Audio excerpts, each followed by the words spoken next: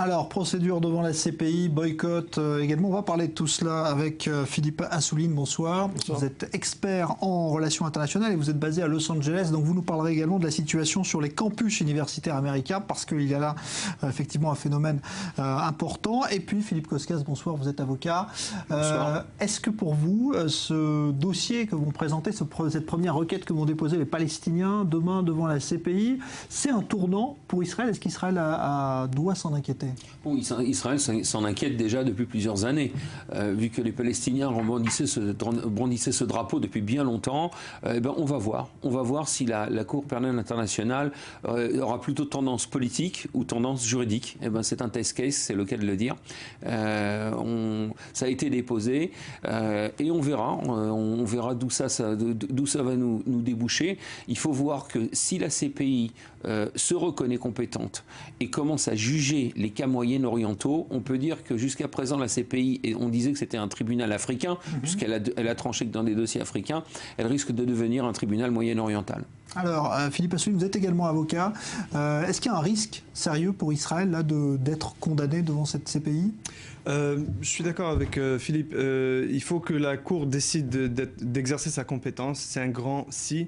Et après ça, il y a des règles assez précises. Mais si ça devient politisé, donc tout est possible. Je crois que c'est pas très probable, mais il y a une possibilité quand même, dépendant des juges et du climat politique.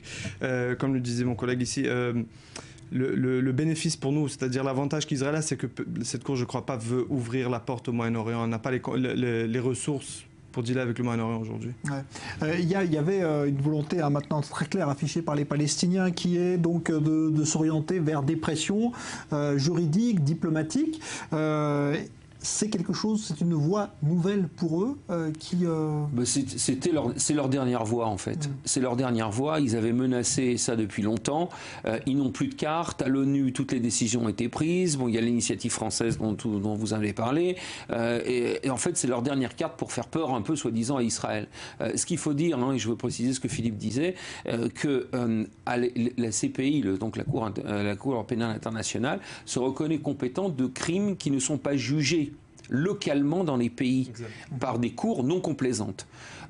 Et ça, c'est un vrai problème qu'ont les Palestiniens, parce qu'on peut critiquer beaucoup Israël.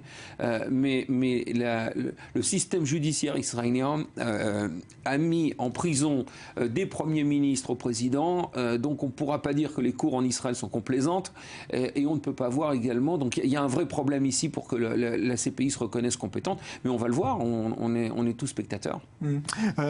Quand on voit donc ce que mettent en place les Palestiniens, il y a également donc ce mouvement qui est très fort aujourd'hui, qui prend de plus en plus d'envergure, c'est le fameux BDS, boycott donc d'Israël. Vous constatez aux États-Unis que ça devient un phénomène aussi très important? D'abord, si je peux me permettre d'ajouter, je crois que cet effort de voir Israël à la Cour pénale internationale, devoir se justifier, ça s'inscrit dans cet effort plus généralisé de déshumaniser Israël, de condamner Israël. Les Palestiniens, surtout Abbas, n'a pas le support populaire pour faire un accord avec Israël. Donc il veut obtenir des concessions peut-être symboliques pour ériger les Palestiniens, mais je crois que c'est plutôt quelque chose c'est un effort de propagande plus qu'autre chose. Et c'est un effort qui est, comme vous le dites, au sud de la Californie en particulier, très très puissant en ce moment. Ça arrivait à des niveaux alarmants d'après moi. Je ne vois pas le gouvernement israélien réagir en conséquence, mais c'est devenu presque accepté généralement dans ces milieux plus à gauche, dans les campus, qu'Israël est un monstre, qu'Israël...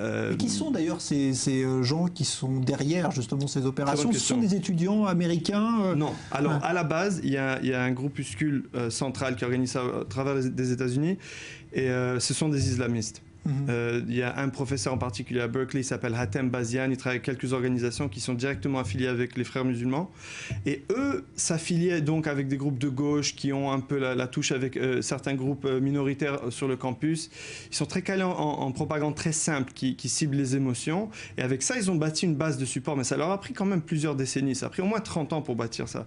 La communauté juive et le gouvernement israélien ne se réveillent que récemment, et encore ça va prendre, je crois, malheureusement plusieurs années avant qu'on comprenne comment combattre.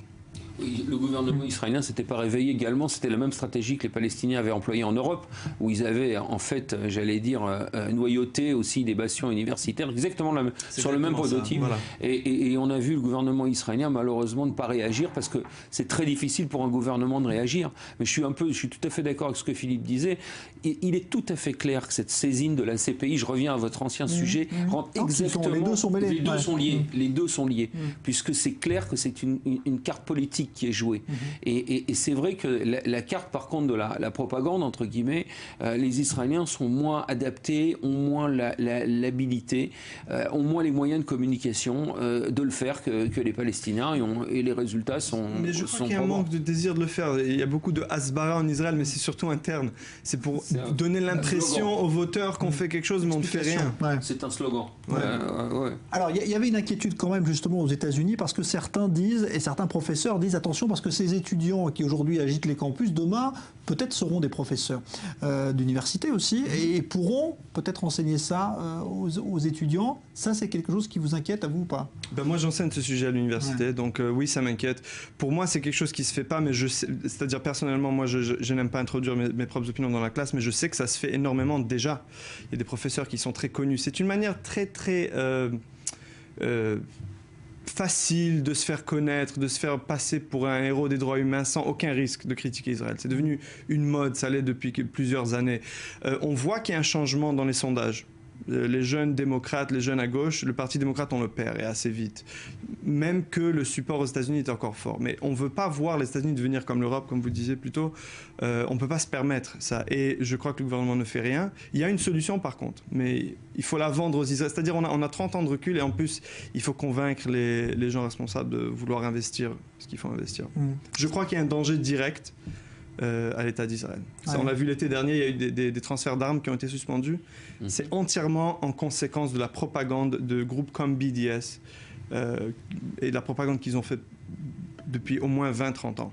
Et on commence à en voir les résultats. Donc ça a un effet direct sur la diplomatie américaine. C'est ce qui est inquiétant, peut-être? Oui, je trouve que c'est très inquiétant, mais c'est pas récent. Hein, ce qu'on voit, c'est comme un cancer qui se développe. Ça a commencé par l'Europe, ça se poursuit par les États-Unis, et on voit, j'allais dire, une incapacité du gouvernement israélien, parce que c'est justement le gouvernement israélien à vouloir affronter ces guerres de ce qu'on appelle en hébreu la hasbara, c'est-à-dire l'explication. Mais même ce concept d'explication, c'est le problème. Les Palestiniens n'expliquent rien. Les groupes anti-Israël, je ne devrais pas dire palestiniens parce que la plupart maintenant ne sont même pas palestiniens, ils n'expliquent rien. C'est une manipulation émotionnelle faite à travers des images, il y a très peu de mots.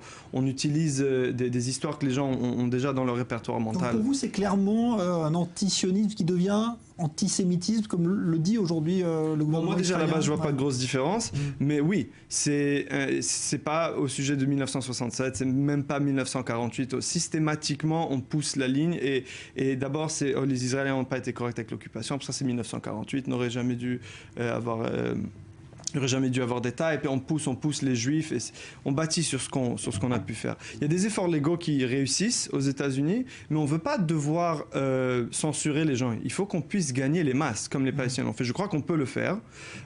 J'ai étudié manière de le faire, mais il faut un investissement très sérieux. Ouais. Vous avez l'impression qu'il y a une prise de conscience ou pas aujourd'hui de l'État d'Israël? Non, je suis pas sûr.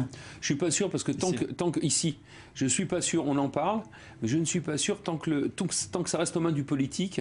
À mon avis, ça restera encore très stratifié, très pesant et pas assez dynamique. Ouais. Alors on continue à en parler quelques instants, mais je voudrais qu'on voit une illustration justement de ce boycott orchestré par les Palestiniens, parce que l'autorité palestinienne également, mène ce boycott à Ramallah, où pendant le Ramadan, on demande aux Palestiniens de ne pas consommer de produits israéliens, et le message est passé. Léa Volbert.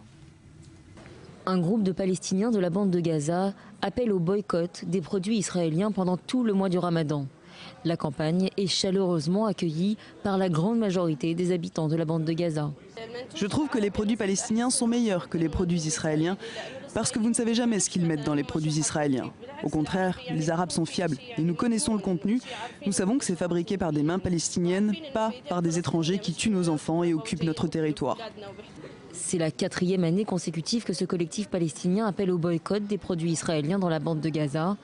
Et il considère déjà cette édition comme un succès. L'un des organisateurs de la campagne affirme que la consommation de produits israéliens a déjà diminué de 60%. Conséquence directe, la production locale est passée de 25 à 40%. Pour ce militant, le boycott des produits israéliens est une véritable aubaine pour les milliers de Palestiniens sans emploi, mais aussi un encouragement au développement des actions de boycott, comme celle par exemple du BDS. La guerre de Gaza a beaucoup affecté les gens et nous continuons d'appeler les consommateurs au boycott des produits israéliens. Nous, les vendeurs, ça ne nous affecte absolument pas. Honnêtement, si c'était un problème pour nous, nous aurions repris la vente des produits israéliens, mais ce n'est vraiment pas le cas. La campagne est soutenue par le ministère palestinien de l'économie et plusieurs organisations qui ont notamment participé à la distribution de tracts et à d'autres actions de sensibilisation au boycott. Alors, ce boycott a-t-il un impact, à votre avis, aux États-Unis? Parce que là, on est évidemment au territoire palestinien, mais est-ce que ça a un impact? Alors, il faut définir impact. Ouais. Je ne crois pas que le plus grand danger de ce boycott est économique. Ça pourrait le devenir. Mais pour l'instant, je vais vous donner un exemple. Il y avait un vote à l'université de Los Angeles, à UCLA, et on a passé 12 heures à discuter de qu'est-ce qu'on devrait faire compte tenu des crimes israéliens. Donc l'impact, c'est que les crimes israéliens, maintenant, c'est accepté. Comme oui, c'est clair, il y a eu des crimes israéliens. Quelque chose qui n'est pas du tout vrai et qui peut au moins être débattu. Et ça, c'est le premier impact. Quand on change les associations primaires, ça affecte comment les gens interprètent les nouvelles après, ça affecte leur volonté de supporter des politiciens qui supportent Israël. Le côté économique commence à venir. Et peut-être ça réveillera le gouvernement israélien, mais ça sera bien trop tard.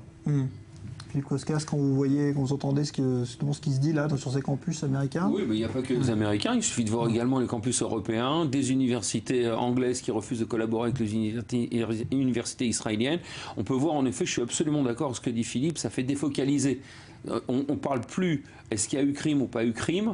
On boycotte, donc on chante la problématique pour passer à l'acte.